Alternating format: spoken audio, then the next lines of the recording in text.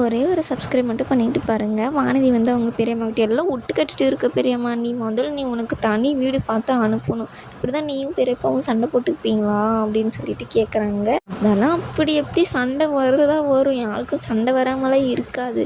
என்ன பண்ணுறான் ஆள் அப்படின்னு சொல்லிட்டு, அவன் பேர் பாண்டியன், பழைய பேர் தான், அதுக்கு நினச்சி நீ தான் நினச்சிடாது. ரொம்ப நல்லா இருப்பான், ரொம்ப அமைதியாக இருப்பான். இப்போ தான் என்கிட்ட பேச தான் நல்லாவே பேசுகிறான், நல்ல பையன் அப்படின்ற மாதிரி சொல்கிறாங்க. ஓ அப்படியா அப்படின்னு சொல்லிட்டு அவங்களும் பார்த்திங்கன்னா கிண்டல் பண்ணி பேசிகிட்டு இருக்காங்க. அதுக்கப்புறம் வீடியோவில் பாண்டியன் பல்லவன் எல்லாருமே உட்காந்து பேசிகிட்டு இருப்பாங்க. நிலா வந்து அண்ணி நோட்டோட வந்துட்டாங்க, செலவு பார்க்க போகிறாங்க, என்ன பண்ண போகிறாங்களோ, வாங்க எல்லோரும் அப்படின்னு சொல்லிட்டு கூப்பிடுவாங்க. அப்போ நடேசன் போகும்போது, என்ன அங்கிள் எங்கே போகிறீங்க, தண்ணி குடிக்க போகிறோமா, சரி வந்து உட்காருங்க, உங்ககிட்ட ஒரு விஷயம் பேசணும் அப்படின்னு சொல்கிறாங்க. அவங்களும் வந்து ஒரு தண்ணி எடுத்துகிட்டு வந்து உட்காடுறாங்க.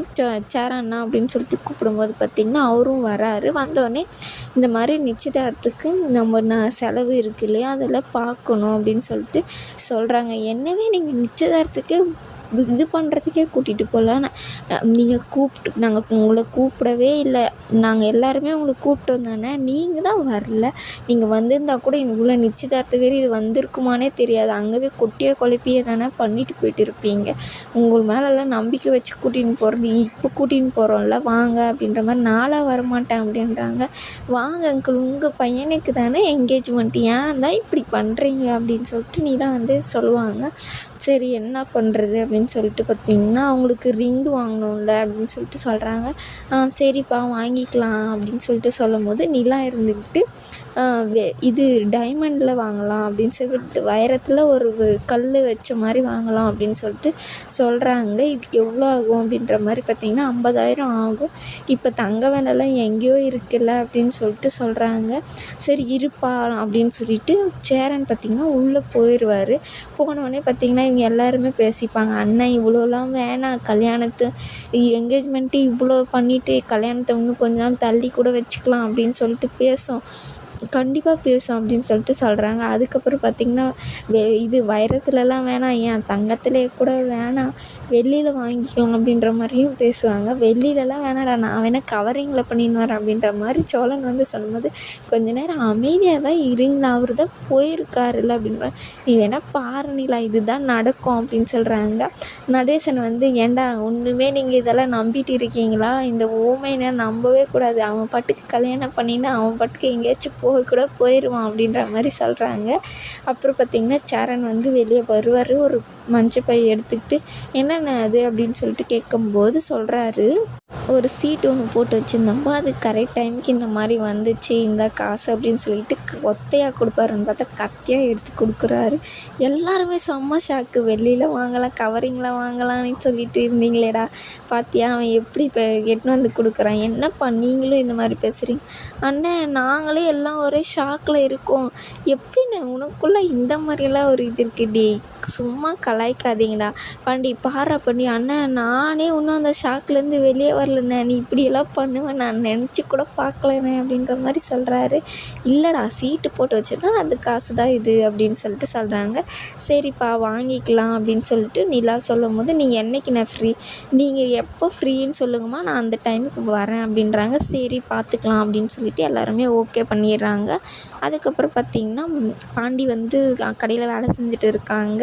வானதி வந்து உக்காந்துட்டு இருக்கு. ஏன்டி அந்த மாதிரி இருக்கு, என்னடி ஆச்சு, நான் பாட்டுக்கு சந்தோஷமாக துள்ளி குதிச்சுட்டு இருந்தேன்டா, எங்கேயாச்சும் வேலைக்கு போயிருந்தா கூட ஆயிருந்திருக்கும், ஒன்றுமே முடியலடா, என்ன வந்தாலும் அப்படி கையை விட்டு காசு போயிட்டே இருக்குது, ஒரு ரூபா கூட லாபம் இல்லை அப்படின்றாங்க.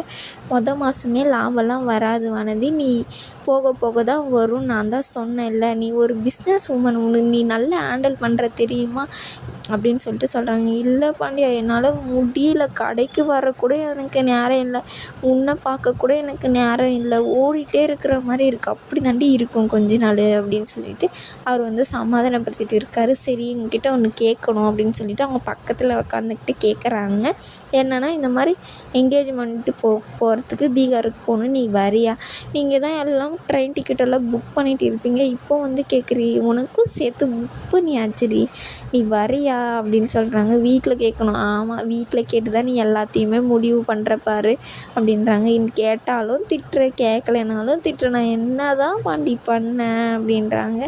சரி வீட்டில் போய் கேளு, அனுப்பலைன்னா நான் வந்து பேசுகிறேன், நீ எதுவும் சண்டை போடுற மாதிரியெல்லாம் பேசாத, புரியுதா அப்படின்னா. கண்டிப்பாக நான் அப்படின்னு சொல்லிட்டு, இந்த வானதி கூட வர்றது உனக்கு அவ்வளோ இதாக இருக்குல்ல, எப்படி இப்படியெல்லாம் பேசுகிறியா, எனக்கு ரொம்ப சந்தோஷமாக இருக்குது அப்படின்னு சொல்லிட்டு, சரி டைம் ஆயிடுச்சு நான் கிளம்புறேன் கடைக்கு அப்படின்னு சொல்கிறாங்க. சரி வானதி நீ வீட்டில் பேசி பேச முடியலன்னா சொல்லு, நான் வந்து பேசுகிறேன் அப்படின்னு சொல்லிட்டு அவங்களுக்கு பாய் பாய் எல்லாம் சொல்லிவிட்டு அனுப்பிச்சி வைக்கிறாங்க. அதுக்கப்புறம் பார்த்திங்கன்னா சோழனும் நிலாவும் துணியெல்லாம் மடித்து வச்சுட்டு இது அங்கே வை அது அங்கே வைன்னு சொல்லிட்டு நிலா வந்து சோழனுக்கு ஆர்டர் போட்டுட்டு இருக்காங்க.